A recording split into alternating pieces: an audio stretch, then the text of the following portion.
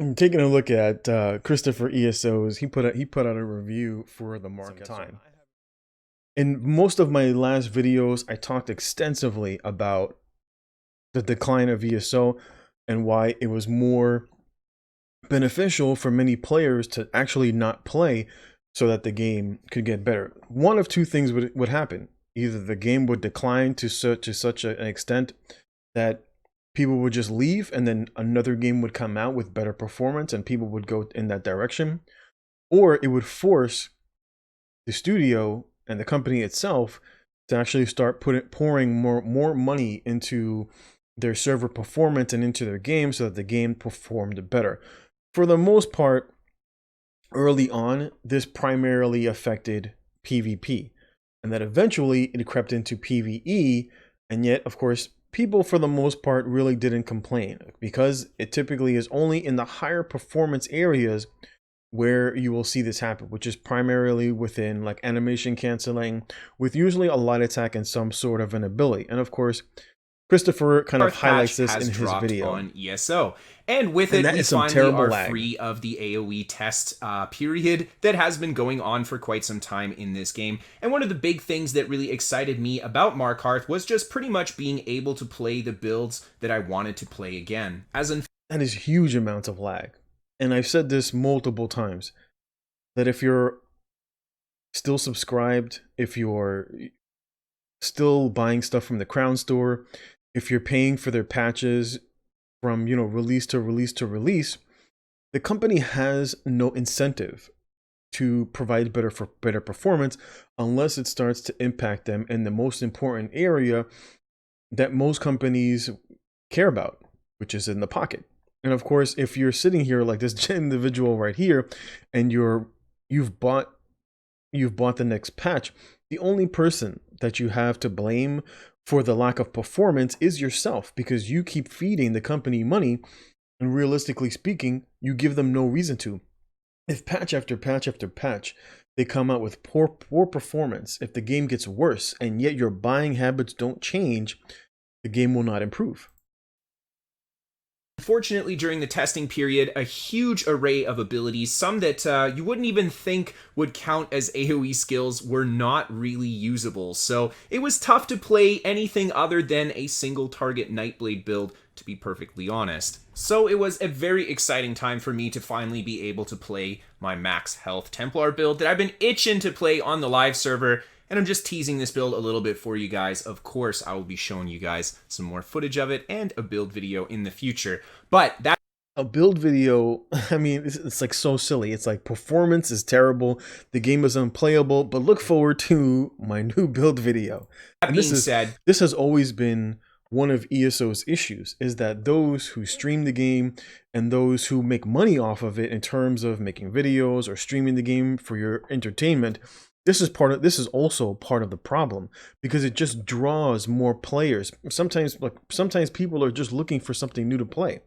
And I don't know how many times I would hear players and they would literally complain nonstop about the performance, and then someone would come into their chat and they would be like, "Hey, what do you think? I'm looking for a new game. Should I pick this one up?" And they would say yes, and they would recommend the game.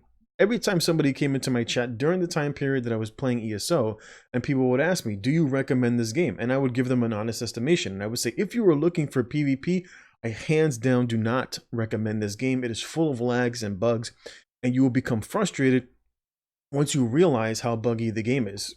Summit 1G had to find out the hard way. I said it a long time ago to him, that you're literally going to sit here and take your character 1 to 50, and you're going to go get all these CP points so that you can become viable in PvP, and then you're quickly going to find out how buggy and how laggy the performance is, and you're going to quit. The exact same thing happened to Cypher PK. Everybody was so happy when Cypher PK came back, and I said the exact same thing I said literally the exact same thing to him. You're going to sit here and you're going to get your build ready for PvP, and you're quickly going to find out that the game performance is terrible. the lag has been pretty bad. I mean, it's just as bad as it was during the test period, I think. You know, during these AoE test performance changes, I played even during the time when they had cooldowns, increasing cost, and limited group size, and I still found the server to be quite laggy even when it wasn't even close to the full mark. And of course, as you guys can see here, the lag has not gone away with the addition of the Markarth patch. We're getting at least 2 to 3 seconds of skill delay if the server is 2 to 3 seconds. Holy cow. Full. I mean, at that point, I don't really see the point in playing much PvP. I don't either. Whatsoever. At least not when the server is at its full capacity. But make sure you wait for that build video. Now, that being said, we did get a lot of new PvE content with Markarth, and I know a lot of people are going to enjoy that, and I myself am going to be diving into some of the Markarth PvE stuff, because, you know, I have an itch for those quests. Now, something that was unfortunate... And of course, this is where you see the issues of PvP that have been there for quite some time, right? Many of the PvPers have been complaining for months, if not years, of bad server performance, and for the most part, it has not impacted PvE until the past couple of patches.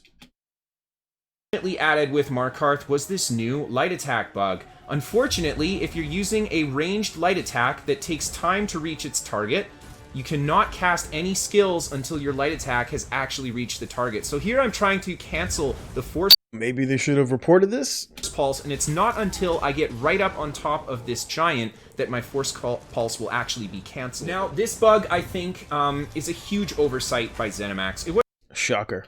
something, again, that was reported fairly early on during the testing ZeniMax not listening to reports? Unheard of. phase in the PTS, and it is again something that made it to the live server regardless of player reporting whatsoever. And again, this is the exact same problem that ESO and his community will always have.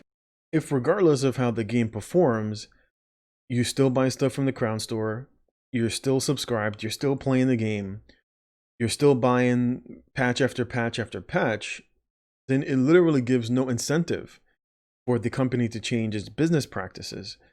And so it should not surprise you that you see the game still performing in the way that it is.